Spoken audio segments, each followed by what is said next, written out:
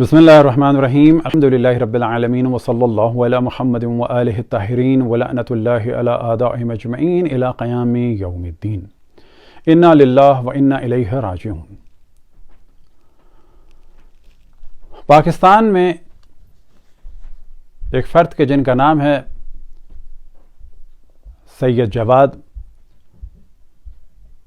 کہ جن کی خصوصیت یہ ہے کہ ان کے کلپس دشمنان اہل بیت علیہم السلام کے مورل کو ہائی کرنے کا سبب ہیں، اور دشمنان اہل بیت کی خوشی کا سبب ہیں، اور محبان اہل بیت علیہم السلام کے غم اور ان کے مورل کو ڈاؤن کرنے کا سبب ہیں۔ کبھی وہ عقائد پہ حملہ کرتے ہیں تو کبھی تاریخ کو مسخ کرتے ہیں۔ البتہ یہ سب کچھ دشمنان اہل بیت کے فضائل کے لیے راہوں کو ہموار کرنے کے لیے کرتے ہیں۔ تو کبھی زبان سے ایسے الفاظ ادا کرتے ہیں کہ جس سے امامے اور علماء اہل تشیع کی توہین ہو، خصوصاً خواتین کے بارے میں جو بددعاؤں اور وحشیوں اور جاہل قبیلوں والوں کی مینٹلٹی ہے اور جو زبان ہے وہ استعمال کرتے ہیں۔ اور پہلے بھی ہم توجہ دلا چکے اور باقاعدہ ایک دفعہ پورے ان کے کلپس بھی لوگوں کے سامنے پیش کیے، اور ہدف یہی تھا تاکہ لوگ نہ سمجھیں کہ یہ کوئی شیعہ عالم دین ہے کہ جس کی ایسی زبان ہے۔ اب انہوں نے دعا زہرا کے بارے میں بہت ہی عجیب و غریب الفاظ استعمال کیے کہ جن میں ایک لفظ ہے فاحشہ۔ تو اپنی گفتگو میں انہوں نے کبھی بد کردار بچی، کبھی گمراہ بچی، اور کبھی ناپاک کردار، اور پھر لفظ فاحشہ استعمال کیا۔ نام اس نے دعا زہرا رکھا ہوا ہے، اور عمل اس کا دیکھیں کتنا پلید عمل ہے۔ سب سے پہلے تو باقاعدہ کیس کر کے اس سے نام بدلوایا جائے۔ فحشہ کے اوپر نہیں جچتا یہ نام، فحشہ کے اوپر نہیں جچتا یہ نام، فحشہ کے اوپر نہیں جچتا یہ نام۔ اور پھر والدین کے لیے کہا کہ یہ صحیح نہیں ہے کہ ایسے بچوں کا دفاع کیا جائے۔ والدین اس بچی کے، ان کا یہ فریضہ نہیں بنتا جتنے وہ آگے آ گئے ہیں۔ جب اولاد عاق ہو جائے، نافرمان ہو جائے، تو نافرمان کو نافرمان مانو، نافرمان کو نہ پھر کلیجے سے لگاؤ، دل سے لگاؤ۔ غلط کر رہے ہو آپ بھی، نافرمان ہو گئی ہے آپ کی اس کو عزت کی پرواہ نہیں ہے۔ عدالت میں آپ کے سامنے آپ کو اس نے ذلیل کیا، پولیس کے سامنے ذلیل کیا، ہر ایک کے سامنے اس نے ذلیل کیا۔ اگر اس سے غلطی ہو گئی ہوتی تو وہ معافی مانگ لیتی اور گھر چلی جاتی، لیکن وہ ڈٹی ہوئی ہے اس کے اوپر۔ خوب والدین پیچھے ہٹ جانا چاہیے ان کو۔ اگر اولاد گندی ہو جائے تو پھر بھی والدین آخر تک اس گندی اولاد کے لیے بھی اپنا سب کچھ قربان کریں، جہنم میں ڈالیں اس قسم کی اولاد کو۔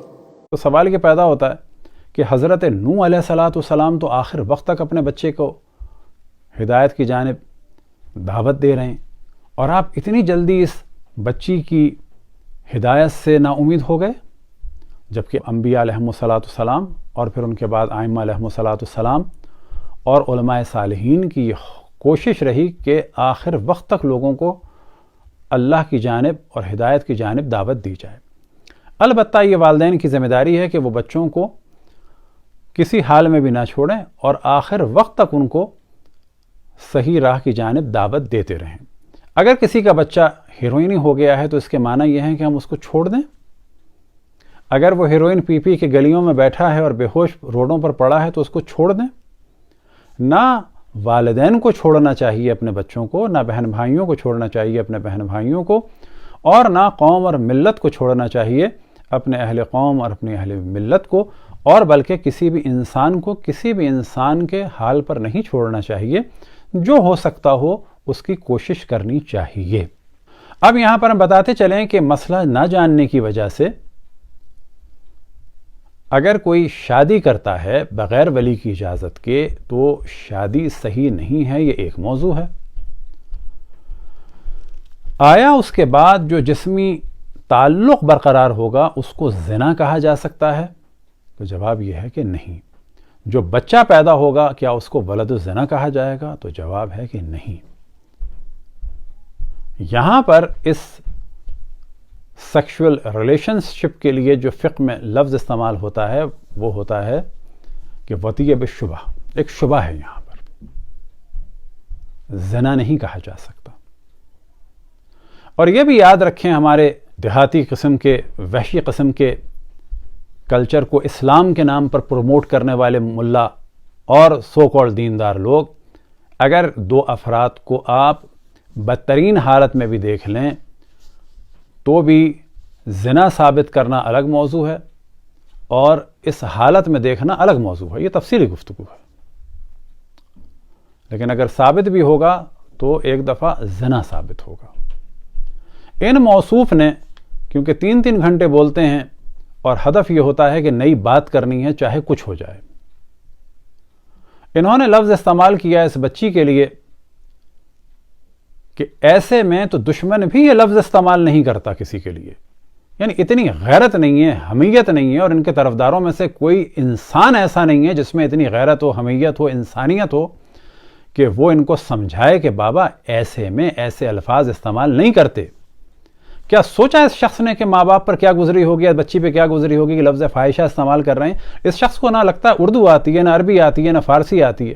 اردو اور فارسی میں تو صرف اس کے یہ معنی ہیں فاحشہ کے کہ وہ عورتیں کہ جو اپنی عزت کی باقاعدگی سے نیلامی کرتی ہیں پیشے کے طور پر.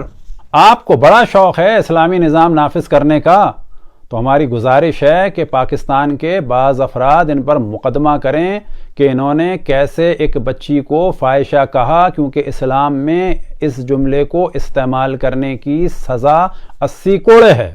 کسی کو زنا کی نسبت دینا یا مردوں کو ہم جنسی کی نسبت دینا یا کسی بچے کو ولد الزنا کہنا، یہ سب حد قذف اس پر جاری ہوگی، یعنی 80 کوڑے. انہوں نے زنا نہیں بلکہ فاحشہ کا لفظ استعمال کیا ہے. پھر اس کے بعد ایک انہوں نے نظریہ دیا کہ بچی پر کیس کرنا چاہیے کہ اس نے اپنا نام دعا زہرا رکھا ہے. بابا اس نے نہیں رکھا، ماں باپ نے رکھا ہے. یعنی آپ میں اتنا سینس ہے کہ یہ بچی اس وقت جا کر اپنا نام بدلوائے. اچھا کیوں بدلوائے بقول ان کے؟ کیونکہ فاحشاؤں پر نام نہیں چشت معاذ اللہ. اب ان کے جواب کے طور پہ کہا جا سکتا ہے کہ آپ کا تو اصلی نام تھا فرزند علی شاہ، لیکن آپ اہل بیت کا دفاع تو کرتے نہیں ہیں، دشمنان اہل بیت کے لیے راہیں ہموار کر رہے ہیں. وہ شخص کہ جس نے رسول اللہ صلی اللہ علیہ وآلہ وسلم کو حجر و ہذیان و بکواس کی نسبت دی، ان کی تعلیمات پر پابندی لگائی، وہ کام آپ کو اچھا لگتا ہے. تو پھر آپ کا نام پھر بدل دیا جائے، کورٹ میں جا کر آپ پر مقدمہ کیا جائے، کیونکہ آپ اہل بیت کے طرفدار تو نہیں رہے ہیں. یعنی فرزند علی شاہ سے آپ کا نام پھر فرزند معاویہ خان کر دیں. یہ صرف جواب ہے تاکہ جب بولیں تو ذرا سوچ کے بولیں. جس روایت کا آپ نے حوالہ دیا وہ کون سی روایت ہے؟ کیا اس میں یہ پیغام دے رہے ہیں امام محمد باقر علیہ السلام کے بچوں کو ان کے حال پہ چھوڑ دو، برباد ہونے دو؟ یعنی اگر کسی نے ایک دفعہ ہیروئن پی لی اور نہیں مانا تو ہم اس کو چھوڑ دیں؟ یا کوئی لڑکی اگر بگڑ گئی تو اس کو بگڑنے دیں؟ یا اگر بھاگ گئی تو اس سے تعلق توڑ لیں؟ بھاگ بھی گئی ہے تعلق نہیں توڑنا ہے، آخر وقت تک ہمیں جتنا بچا سکتے ہیں کہ بچانا ہے. اس روایت میں جو مفہوم ہے وہ یہ ہے کہ ایک بالغ پر زیادہ مسلط نہ کرو، سمجھا چکے ہو بس کافی ہے، چھوڑ دو اس کو. کیونکہ امر بالمعروف میں ایک مرحلہ ہوتا ہے لوگوں کو بتانا کہ جس کو پتہ نہ ہو، پھر ہوتا ہے ایک واس کا سلسلہ کہ پیار سے بتاؤ. لیکن اب کیونکہ باپ وہاں پر بتاتا تھا اور لڑائی کسی کیفیت ہوتی تھی، تو یہ آپ کی ذمہ داری ہے کہ پوری روایت دکھائیں وہ کون سی ہے. تو وہاں پر امام نے فرمایا ہوگا کہ ہاں یہ بالغ ہے، عاقل ہے، تم پیغام پہنچا چکے ہو، اب کیونکہ یہ اس سے پریشان ہوتا ہے، لڑتا ہے، جھگڑتا ہے، تو ابھی چھوڑ دو اس کو. لیکن امام نے یہ نہیں فرمایا ہوگا کہ بعد میں پیار میں بھی اس کو واز نہ کرنا، نصیحت نہ کرنا، بلکہ ایریٹیٹ نہ کرنا. اس قسم کی روایات کا یہ مفہوم ہوتا ہے. تمام پاکستانیوں کی ذمہ داری ہے کہ جو کچھ ہندو بچیوں کے ساتھ ہوا، مسیحی بچیوں کے ساتھ ہوا، قادیانیوں کے ساتھ ہوا، پھر اس کے بعد جو شیعہ اور سنی بچیوں کے ساتھ ہو رہا ہے، تو کبھی بھی ان چیزوں میں دین و مذہب کو نہ دیکھیں۔ کسی معاشرے میں جب ہمارا ہدف ہو عدل اور انصاف، تو وہاں پر پھر کسی بھی دین کو اور مذہب کو نہیں دیکھتے۔ حتیٰ پاکستان میں اگر کوئی ایسی فیملیز ہوں جو اپنے آپ کو ایتھیسٹ کہیں، ہمیں پھر انہیں بھی انصاف دینا ہوگا۔ ظالم کی ہمیں مذمت کرنی ہوگی، چاہے وہ کوئی بھی ہو اور کوئی بھی دین و مذہب رکھتا ہو، اور مظلوم کا ہمیں ساتھ دینا ہے، چاہے اس کا کوئی بھی دین و مذہب ہو۔ آخر میں ہم علماء کی توجہ دلائیں کہ جب اس قسم کے افراد گفتگو کرتے ہیں تو آپ لوگ اپنی ذمہ داری کیوں نہیں پوری کرتے؟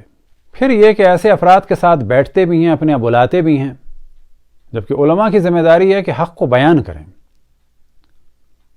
اب اگر علماء حق بیان نہیں کر رہے تو اب ذمہ داری ہے پبلک کی کہ وہ تمام علماء کہ جو اس قسم کے افراد کا ساتھ دے رہے ہیں یا خاموش ہیں یا اپنے یہاں بلاتے ہیں یا جاتے ہیں، ان کی مجالس میں بلا شک ہاتھا پائی نہیں ہونی چاہیے، لڑائی جھگڑا نہیں ہونا چاہیے، لیکن سوال کرنا چاہیے۔ کیا آپ ان کے نظریات سے متفق ہیں تو بھی بتائیں، اور نہیں ہیں تو بھی بتائیں۔ اور یہ مومن کی ذمہ داری ہے کہ منحرف قسم کے افراد کو، چاہے وہ ذاکرین ہوں اور چاہے وہ اس قسم کے علماء ہوں یا اس قسم کے علماء کے طرفدار ہوں، یا وہ لوگ ہوں کہ جو اس قسم کے علماء سے مل کر ان نظریات کی ترویج کرتے ہیں، کیونکہ ان کی خاموشی تجویز کا سبب بنتی ہے، ان سے سوال کریں۔ کیونکہ بعض لوگ آخرت کے سوال سے نہیں ڈرتے، دنیا والوں کے سوال سے ضرور ڈرتے ہیں، اور یہ سوال کرنا بلا شک امر بالمعروف کی صورتوں میں سے ایک صورت ہے۔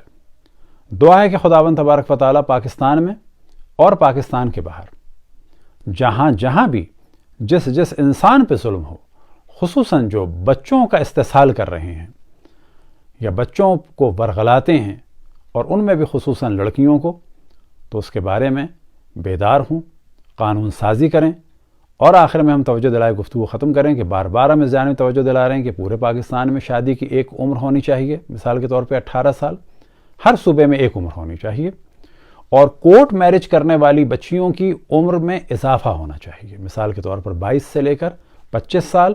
اسی طریقے سے لڑکوں کی عمر میں اضافہ ہونا چاہیے، اور ایسے لڑکوں کی کورٹ میرج ہونی چاہیے کہ جو کفالت کر سکیں، اور گھر سے بھاگنے والیوں کو سپورٹ نہیں کرنا چاہیے، کیونکہ یہ سپورٹ اگلی زندگی میں جو زیادہ پاسبلٹیز ہیں وہ ان کی بربادی کا سبب بنتی ہیں۔ اور اگر کبھی ایسا ہو جائے تو گھر والوں کو دوبارہ اپنے بچوں کو ایکسیپٹ کر کے ایک نئی زندگی کی جانب دعوت دینی چاہیے۔ وصلی اللہ علی محمد وآلہ الطاہرین۔